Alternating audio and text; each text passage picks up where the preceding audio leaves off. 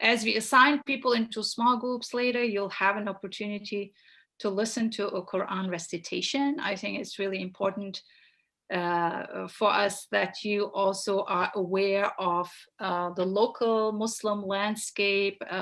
Muslims are not just an exotic group living overseas. They are fellow citizens, they are neighbors, they are co-workers. So really interested in the local Muslim landscape and the communities here who are serving here on the ground. So the reciter, the imam who will be reciting from the Quran, just also to get a sense of how different recitations sound. He is serving at the Islamic Society of Baltimore, and I'm really excited. We have some members, Mrs. Sumaya Abdurrahim, a wonderful member of the community. She has been actually very active since day one. The Islamic Society of Baltimore, some of you may know, President Obama visited that mosque. It's the largest mosque here in the area, so it's really one to know of. And later, in a follow-up email, I'll share the link with you, and feel free to visit the website, become familiar with some of their community work and some of their services, just to get an idea how the Quran is taught locally and how it's, how people are educating themselves about the Quran, and also just to really have a focus on the local relationships, on lifting up the religious communities who are serving here on the ground in our local neighborhood. So in the first session, we learned that the Quran is a constant companion in people's lives. In sadness and joy, in sickness and death, the Quran is present in Muslim life. And according to the Prophet Muhammad's tradition, the first word a newborn baby hears are the Quranic words of the call to prayer, which are recited into his ears by his parents, right? And the last words a Muslim should say when they are on their deathbed is a testimony of faith. Again, Quranic words. So the Quran really infuses the life of Muslims. Why engage with Said Nursi, who is considered to be a Muslim theologian? Even many Muslims don't know about him. You know, he is a Muslim scholar, a Muslim theologian who lived in the 20th, 19th, 20th century, who had a very long life. And why engage with the Risala? Why bother reading a Quran commentary? Said Nursi's major work was the Risala Nur. I think, when I asked that question to myself, why would I, want a non-Muslim engage with a Muslim theologian? I think Said Nursi is interesting because of the fact that Islam is a global conversation partner. Islam is involved in global affairs, and he is a very important Muslim interlocutor. He thinks deeply about the holistic health of human civilization, of humanity as a whole. He has a special concern for believers in the modern time, but he really has this very deep concern and compassion for, as I said, the health of humanity and how we are in this world, and really create a common life that is based on harmony and compassion. So I think that would be my number one reason. He's not somebody who is only focusing on intra-Muslim issues, but really has a very careful reading of the world and the context of his time, and really looking into the future, what's coming, and how that will especially challenge, people of faith. What is also appealing, especially to a lot of Christian scholars who have engaged, with Said Nursi so far, is his strong advocacy for interfaith alliances. He doesn't say interfaith or dialogue. He's really, as you read in that piece, he's really concerned about unity. And he's not coming and advocating for some kind of blurry dialogue. He really wants people to bring their authentic self into the public sphere, to be rooted in their faith traditions, to be rooted in their convictions, yet being open out of that rootedness to engage with diversity, to engage with the other. And for that purpose, to leave polemical debates to the side, because he doesn't think that will take us anywhere. So it's really pragmatic and saying, we need to unify our forces and really have a healthy outlook of what's really priorities now, right? what's the common challenge for all people. So that's something that is very unique, and especially, you've read in the piece that I shared with you, way earlier than others, he was really advocating and reaching out to religious communities to make sure that these alliances are built, right? And naturally, you don't see a lot of, engagements with Jewish scholars yet, because in his context, Armenian Christians, the Christian community was very much more dominant. So his focus was on, the Christian community at that time. But I would say, for my own reading so far, and I've been studying his works for the past 20 years now, is that he would definitely say, we need to actually expand our alliances into reaching out to other religious communities, and those who maybe not embracing any faith tradition, but yet are really concerned about the health, the holistic health of humanity. Another reason I would give why bother reading Nursi, why is he important? You really get a solid introduction to traditional Islam. He is a Sunni Muslim scholar, and he really embraces the bulk of the tradition. He is orthodox, he's deeply observant, and that also was the appeal that he had to the followers, to people who really admired him. His deep devotion, his piety was very attractive to people. He lived a very simple and decent life, and he was somebody who engaged with the Islamic tradition as a whole, and was somebody who was really rooted. And the Ottoman Empire, had this like very rich Islamic landscape of Sufi orders, different, branches of Islam, that he really was also aware of that. Last time, I think Maureen asked, what about Sunnis, Shias? We always hear these terms. Sufis, where do they fit in? Just to also make sure, Said Nursi is, again, a mainstream Muslim scholar. He belongs to the Sunni branch of Islam, which is the majority of Muslims, 87%, roughly, and the Shia Muslims were also seen as part of orthodoxy. That's really important. It's not a schism in that there are deep theological divides.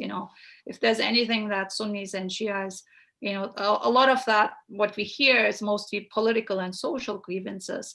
But for the most part of Islamic history, Sunnis and Shia Muslims who represent the Orthodox mainstream community have embraced major doctrines of Islam.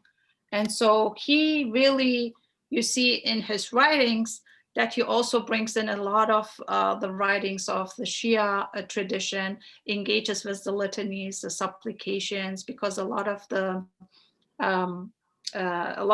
imams from the Shia tradition were grandchildren of Prophet Muhammad. So you can't, as a Sunni Muslim, there's no way not to engage actually with the Shia tradition, because they all go back to the prophetic chain. So, and then also based on that, he has a very constructive engagement with Islamic tradition. He doesn't approach it non-critically. For example, with Sufism, somebody who reads the Risale-i-Nur will see a lot of readings, influences from major Sufi branches, but he's not a Sufi, right? So the content will definitely sound like Sufi writing, right? But he doesn't embrace the hierarchical, the institutional structure of Sufism. So he's not a Sufi guide. He's not a Sufi elder. He's not a Sufi spiritual leader. And he does not want that people,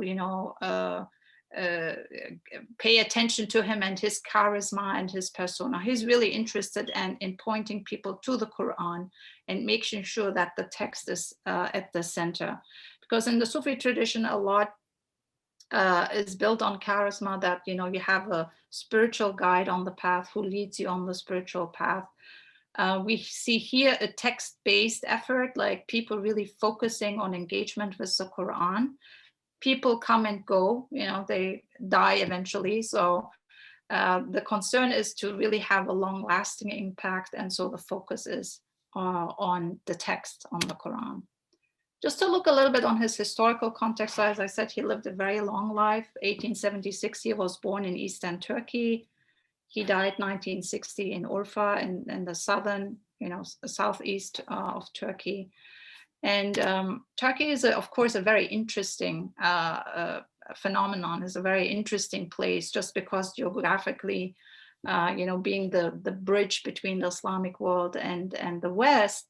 He went through the classic Islamic education, really like within a very short time. He was really seen as a genius. He studied, the major Islamic books of classic Islamic madrasa education, but he was also a very engaged reader of the Western discourse, and he had access to the books, and he was very much engaging with the secular, with Western philosophy. He witnessed World War I and World War II, very traumatic events, right? He witnessed the collapse of the Ottoman Empire that, reigned for such a long time, for hundreds of years. And then the Ottoman Empire, as we know, also was, had the seat of the Islamic Caliphate, which was the center of the Islamic world at that time. And so it's a very traumatic, he's witnessing all these like very traumatic, painful changes. And all of a sudden, the collapse and dissolution of the Islamic Caliphate, you have this very painful experience of the rise of secularism. It's a very top-down approach. What that meant for the people, for religious people, imagine overnight, religious scholars were executed, religious language was banned, religious institutions were shut down, people were imprisoned. The religious language, Quranic Arabic, was not allowed. The Arabic was, there was a special committee that tried to erase the religious language from the Ottoman language. So when Muslims sometimes hear secularism, some people have that very painful experience still in mind. It's still very vivid in the collective memory. We still hear from our grandparents how they were hiding the Qur'ans, in their villages because it was not allowed to read scripture. And so Said Nursi is experiencing all these very traumatic, painful events, the rise of modernity, the rise of secularism. And there are, of course, different nuances of secularism, different understandings and concepts of secularism, but the secularism that was, employed or was trying to be advocated by the Turkish elite at that time was really freedom from religion. We need to get rid of any religious language of Islam because it really is backward. We need to, forcefully secularize people. Religious attires were not allowed, forceful unveiling. So these are very, very traumatic things that are happening with the establishment of the Turkish Republic.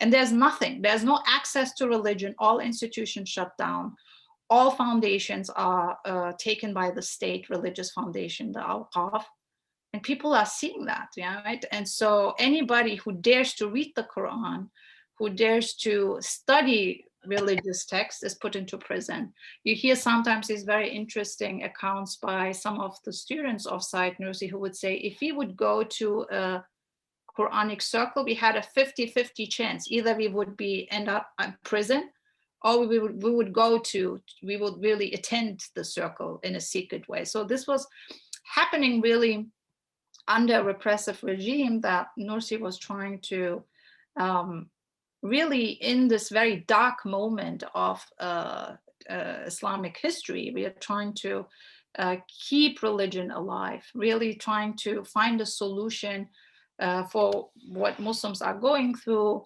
And so that's really something that we need to keep in mind when we think of the historical context of his time. And he is not somebody who's just looking really intra-Muslim, but he sees that secularism will be the new wave, that it's not going to be, that it's not going away. It's going to stay, in pre-modernity, where people easily identified with religious values. Now, all of a sudden, the understanding is that God needs to be at the margins. God is no longer at the center of human life. And so he's, the Turkish authorities who see that he has that he really starts to write about these issues about faith and the belief in afterlife, and really about the foundations of faith, because a lot of believers struggle because they have no longer access to religion. And so he is brought into exile. He's experiencing solitary confinement. His whole life basically is lived in prison.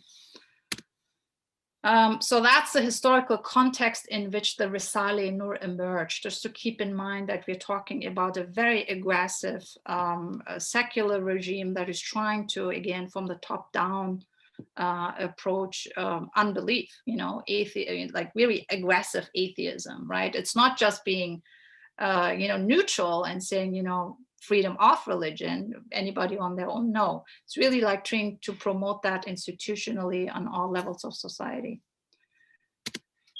What is the Risale-i-Nur? Risale-i-Nur means the epistles of light, or the message of light. I had actually the name anyway, but it belongs to the genre of Quranic commentary, which is called tafsir. Now, in the documentary that I shared with you last week, you see that there is, of course, an emphasis on memorization, but rote memorization is not sufficient. In fact, it leaves people ignorant. And I think that's, of course, a major criticism that people can raise. So we really need Quranic literacy, right? And we need, as much as the Quran is open to all individuals, from day one, it was accessible to everyone. Yet there's always a need for specialized knowledge and religious experts, which are the ulama, the religious scholars. So there is an effort, and I have this wonderful book that I, the study Quran that I shared actually as a resource in one of the earlier emails, that actually shows, the Quran is not an easy text to get into. Right? Just because we say it's the word of God, it's not, we talk about God, the most complex being.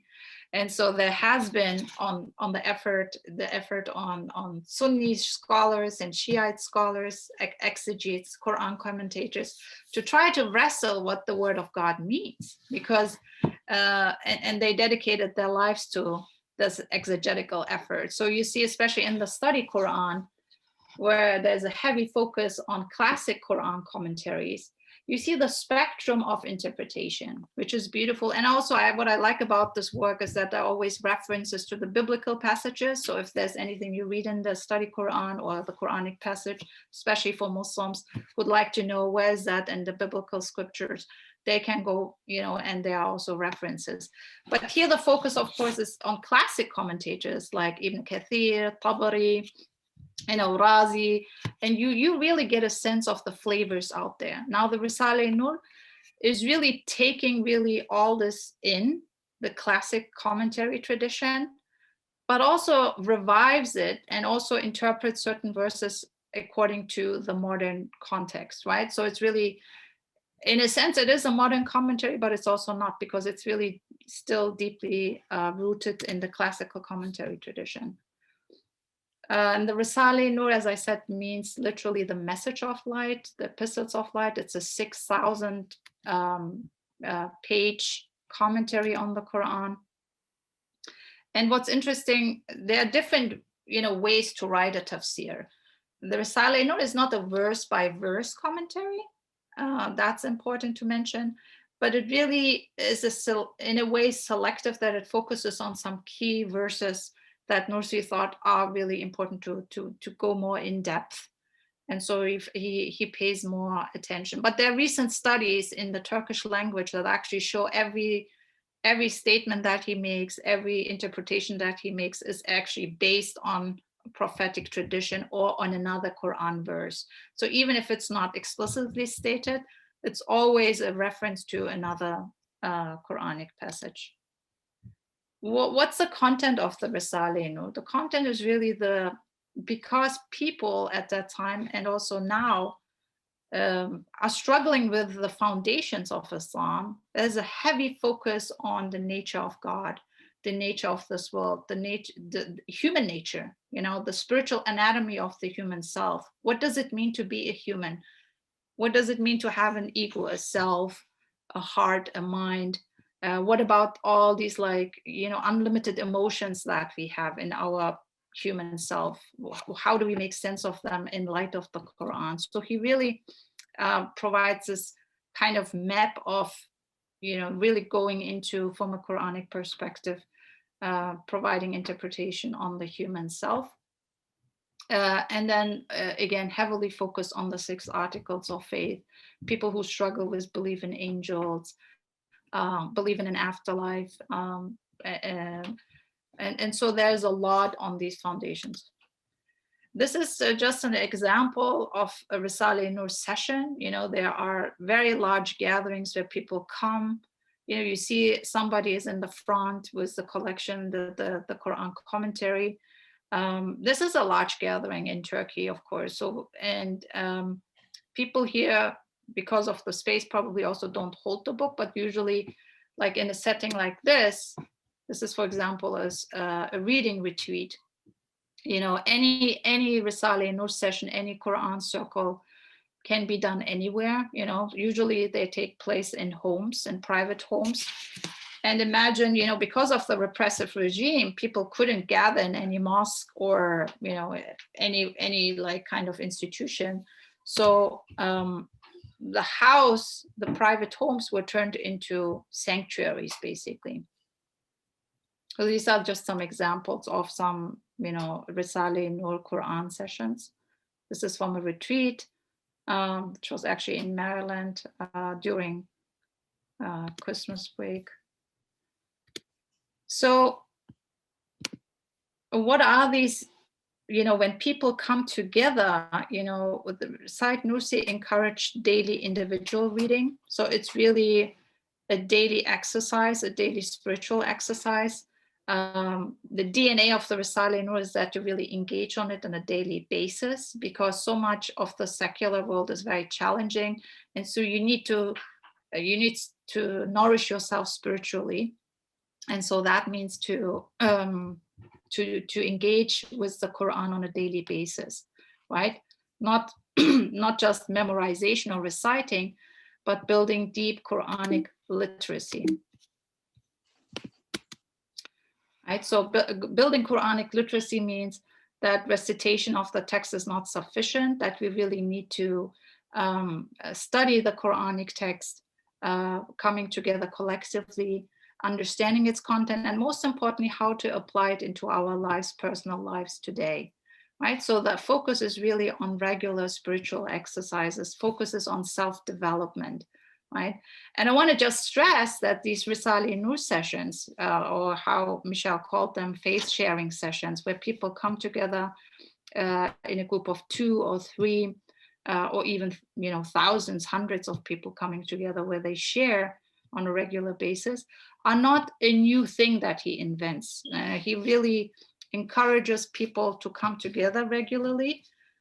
But when you look at the Quran, it's also a tradition that goes back way to Prophet Moses. There's a passage in the Quran that calls Prophet Moses in the time of oppression to turn his home into a sanctuary, right? And this is a place where people are safe and intimate and can, build the connection with God and navigate, the secular, around the secular sphere. So these Risale-e-Nur sessions are in fact Quranic circles where people come together and study the Quran in depth, become more literate, focus on internal self-development. And what's also happening, as a side product, is that it really strengthens civic society, because in these circles, you have an intergenerational, a multi-generational, a multi-ethnic gathering often, right? So there are gatherings in Europe, here in the United States, in Turkey, where it's, of course, more homogeneous.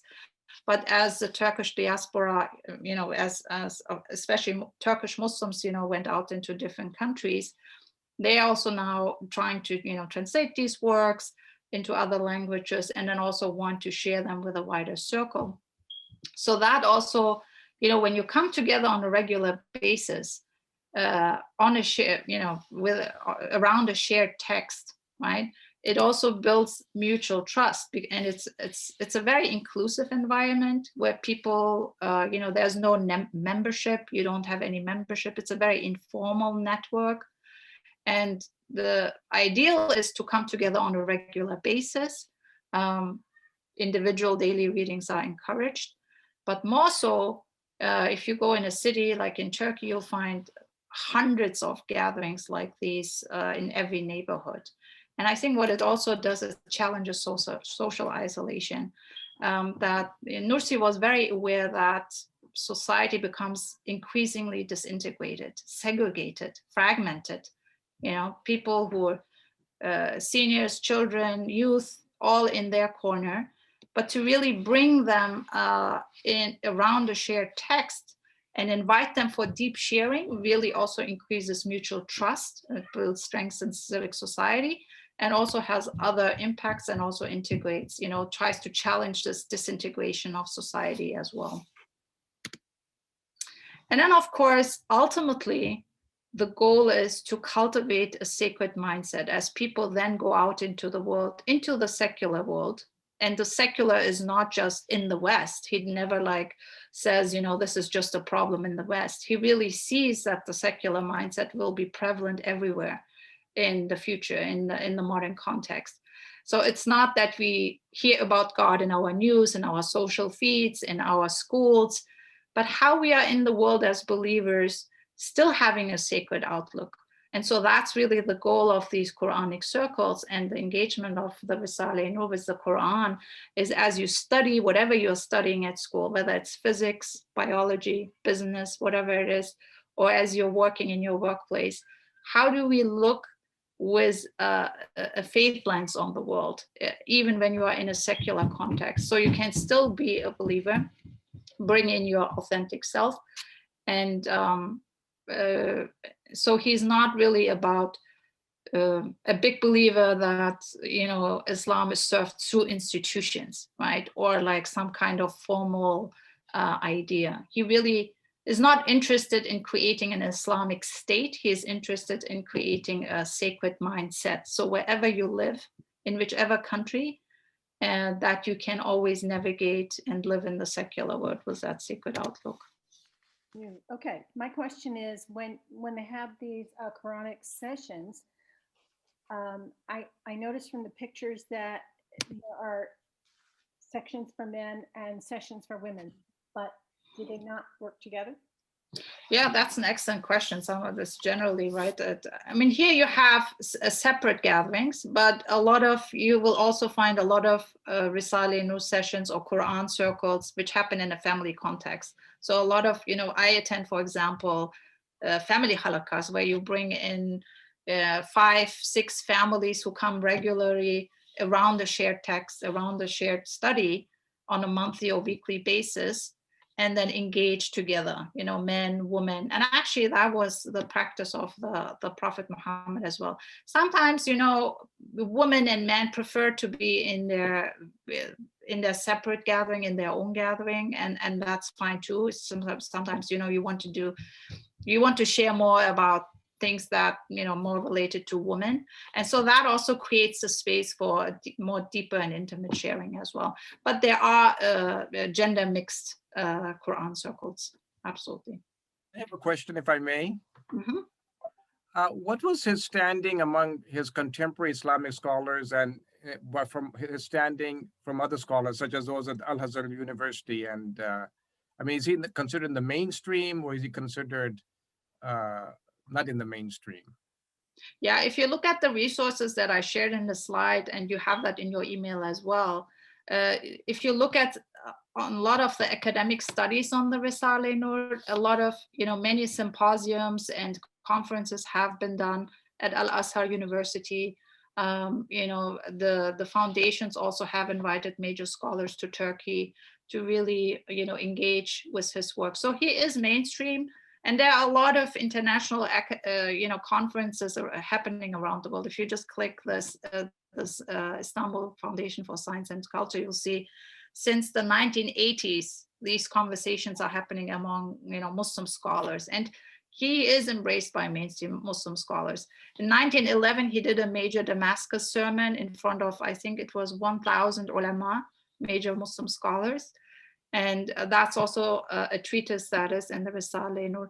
But I think he becomes more and more, he receives more and more attention as now, the community has the ability to reach out to other communities.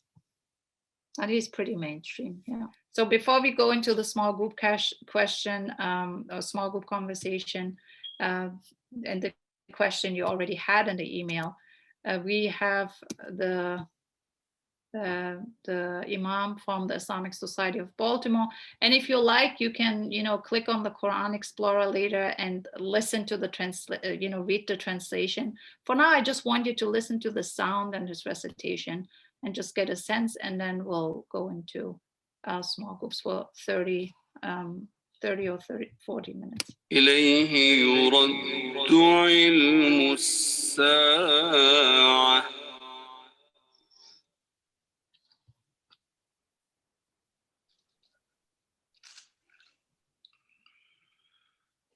وما تخرج من ثمرات من أكمامها وما تحمل من أنثى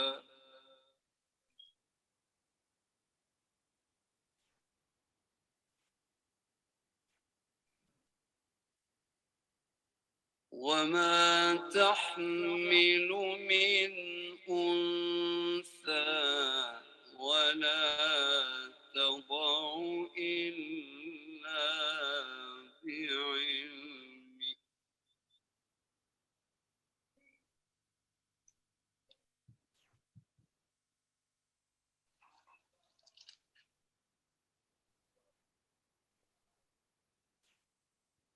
ويوم يناديهم أين شركائي قالوا آذنا. Is everybody hearing that? Just want to make sure. Yeah, okay, sorry.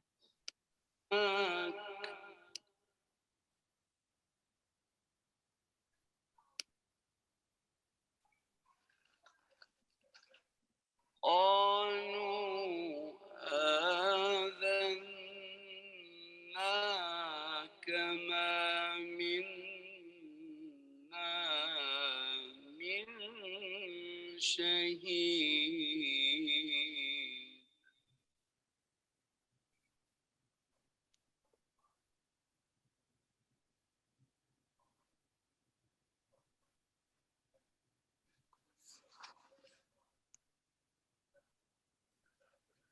وضل عنهم ما كانوا يدعون من قبل وظنوا ما لهم من محيص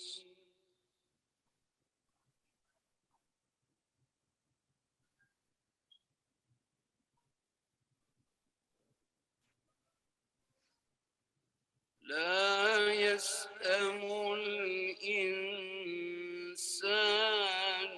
من دعاء الخير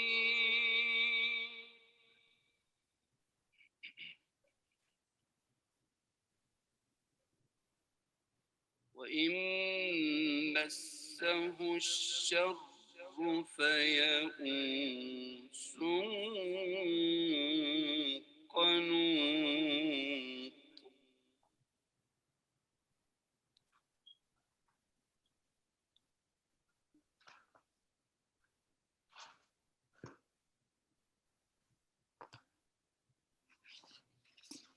ولئن أذقناه رحمة منا من بعد ضر مسته ليقولن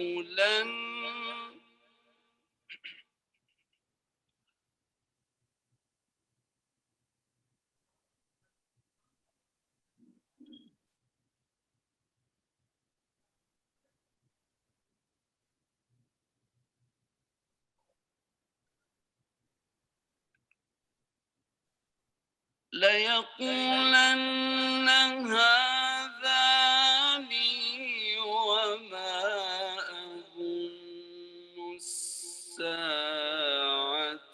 قائمة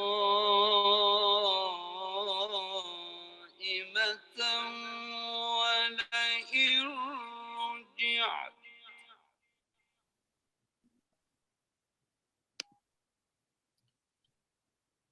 So we will go now into small groups. I think we are ready for the groups. And so we'll see you. I'm just checking the clock. So it's 7:50 now in 30 minutes.